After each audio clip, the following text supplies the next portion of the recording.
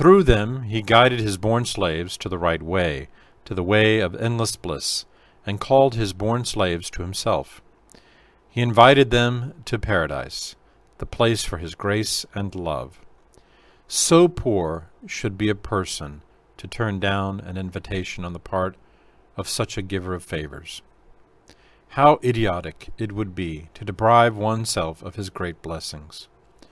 All the information which those great people conveyed from Allah Ta'ala is true. It is necessary to believe all of it. Though mind is a means for finding out the truth of what is good, it cannot find it alone, for it is insufficient. It has been completed with the coming of prophets, alaihim salawâtu wa teslîmât. There is no excuse, no pretext left for men. The first prophet is Hadrat Adam alayhi salam, and the last one is Hadrat Muhammad Rasulullah alayhi wa alaihim salawâtu wa teslîmât. It is necessary to believe in all the prophets.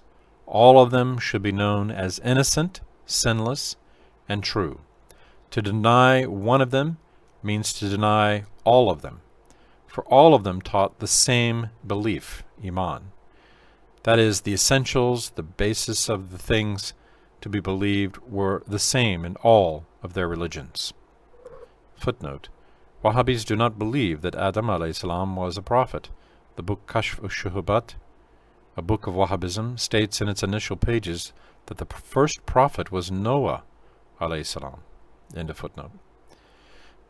This is only one of their wrong creedal tenets. Hadrat Isa alayhi salam did not die. When Jews wanted to kill him, Allah Ta'ala raised him alive up to heaven. At a time towards the end of the world, he will descend to Damascus from heaven and will follow the religion of Muhammad alayhi salam. Hadrat Khwaja Muhammad Parisa, one of the great awliya, educated by Hadrat Baha'uddin Naqshbandi Bukhari, a great wali, a diver into the ocean of tasawwuf, says in his book Fusul Sitta, Hadrat Isa will descend from heaven, will act according to the madhab of Imam Abu Hanifa, i.e. the Hanafi madhab, will say halal about what he has said was halal, and will say haram about what he has said haram. Angels. They are valuable born slaves of Allah Ta'ala. Some of them have been honored with conveying information to other angels and to his prophets, alaihim salam, among mankind. They do what they are commanded to do. They do not revolt, they do not eat or drink, they do not get married. They are neither male nor female. They do not have children. They carried the heavenly books and pages. Because they are trustworthy, what they convey is always true. To be a Muslim, it is necessary to hold this belief concerning angels. According to the majority of the servants of the right way, the exalted ones of human beings are superior to the exalted ones of the angels. Since human beings struggle against the devil and against their own nafs, they are exalted, though they are in need. But angels were created exalted already. Angels say tasbih and taqdis. Yet it is peculiar to the higher ones of human beings to add jihad to it. Allah Ta'ala declares in the 94th ayat of Surah An-Nisa, those Muslims who performed jihad, who war against the enemies of religion by sacrificing their property and lives for Allah's sake, are more exalted than those who do not go out, but instead only worship. I promise paradise for all of them. All of what the Mukhbir Sadiq alayhi wa alayhi salawâtu wa salam, that is, he who always tells the truth, which is Prophet Muhammad alayhi salam, all of what he said or communicated about the grave, about rising after death, about the hashr, assembling in the space of arasat after the rising, nashr, dispersing after the settling of accounts to go into paradise or hell, and about paradise and hell, is absolutely true.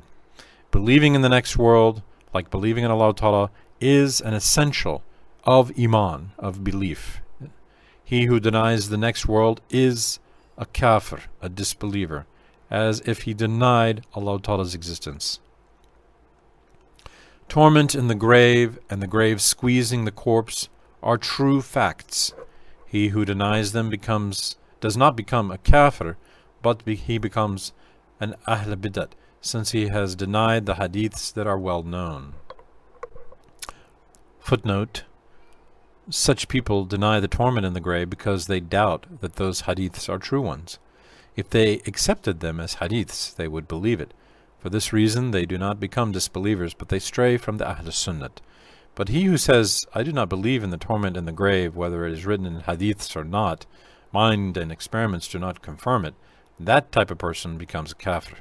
People who deny it in this manner today become disbelievers. End of footnote. Since the grave is a pass between this world and the torment, or the next torment in the next life, so torment in the grave is transient like worldly torment, but resembles the torment in the next world. That is, in one respect it's like worldly torment, while in another respect it is like the torment of the next world. The torment in the grave will be mostly done to those who fouled their clothes while urinating, and to those who spread gossip among Muslims while they are in the world. Two angels named Munkar and Nakir will ask questions in the grave. It is difficult to answer their questions. Footnote: Munkar and Nakir means something whose nature is not known. See the explanations after Friday prayer in the 21st chapter of the 4th Fascicle of Endless Bliss. Also, the words tasbih and takdis are used in the same meaning. Though there is a very delicate difference between their meanings, they both mean without any defect or fault. There is the day when the world will end. That day will surely come. On that day the skies will be torn into pieces, the stars will disperse, the earth and mountains will break into pieces and will be annihilated. The Quran communicates this fact, and all groups of Muslims believe it. He who denies it becomes a kafir, even if he misrepresents his obstinacy well by means of some fantastic stories, or deceives the ignorant by pushing knowledge and science on them. He is still a kafir. At the end of the world, after all creatures are annihilated, they will be recreated by Allah Ta'ala, and all people will be resurrected from their graves. Allah Ta'ala will resurrect the bones that have rotted and turned into dust. That day, a pair of scales will be set up. The account books of all humans will fly to their owners, to the righteous ones from their right, and to the evil ones from their left. The bridge of Sirat, which is set over hell, will be passed. The pious ones will pass over it and will go into paradise, but those who are for hell will fall down into hell. These things which we state are not impossible, since the Mukhbir-i-Sadiq sallallahu ta'ala alayhi wasallam has declared them. We have to accept them and believe them instantly. We shouldn't doubt about them by being fed on illusions. Allah Ta'ala declares in the 7th ayat of Surah Al-Hashr, take what my messenger has brought for you. In other words, believe whatever he says. On the day of rising, with the permission of Allah Ta'ala, the virtuous ones will perform shafat for the bad ones. That is, they will intercede for them. Our Prophet stated, my shafat is for the ones with grave sins from among my ummat. After settling accounts, disbelievers will go into hell and will stay in hell and be tormented eternally. Believers will stay in paradise and in the blessings of paradise eternally. Those Muslims whose sins are greater than their good deeds will possibly go into hell, being tormented there for a while or as much as they deserve on account of their sins. Yet they will not remain in hell eternally. A person with iman equaling a speck will not remain in hell eternally, but being blessed with divine mercy, he will enter paradise. Footnote: it is written in the 209th page of the book Amintu Serhi, written by Qadizadeh Ahmed Effendi, in hell there is a place called Zemherir. That is, it is the cold hell. Its cold is so vehement that it cannot be endured even for a moment. Disbelievers will be tormented by being thrown now into the cold hell and then into the hot one, and then again into the cold one, and then again into the hot one. It is written in the 6th chapter of the 4th part of the book, Kimya Yis Sa'adat, and also in the chapter calling one's nafs to account at the end of the book, Kimya ve Ahret, which is the Turkish version of the book entitled Ad-Durat al-Fakhira by Imam Muhammad Ghazali, that there are cold Zamhirir torments in hell.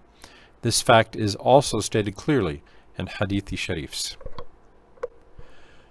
By attacking Islam through lies and slanders, the enemies of religion say, because all prophets came to hot countries, they always frightened people with fire by saying that fire was the means of torment in hell. If they had come to the poles, to the cold northern countries, they would have said that the torment would be done with ice.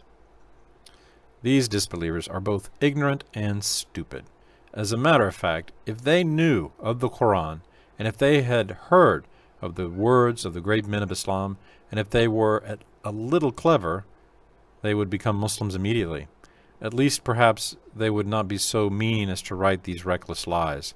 Our religion both declares that there are also cold torments in hell, and states that prophets were sent not only to hot countries, but also to every country on earth, hot or cold alike. The Quran answers the questions asked to our prophet in accordance with the knowledge and understanding of the people who ask them. Also, it explains the unknown beings in the next world by likening them to the ones which people have seen and known in the world. Since the Meccans had not heard of the poles and of the countries of ice, it would be useless to tell them about the freezing torments of hell.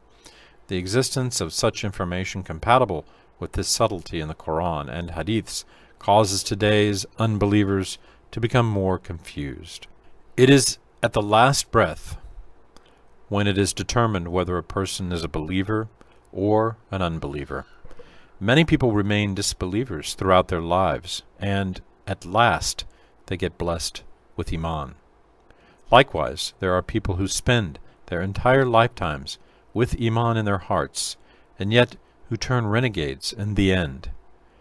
At the last judgment, they will be judged according to their last breath. Ya Rabbi, after showing us the right way and honoring us with Iman, protect us against going wrong, against aberration. Have mercy upon us, pity us. Thou alone can show the right way. Ameen. Allahumma ya muqallib al-qulub, thabit qalbi ala dinik.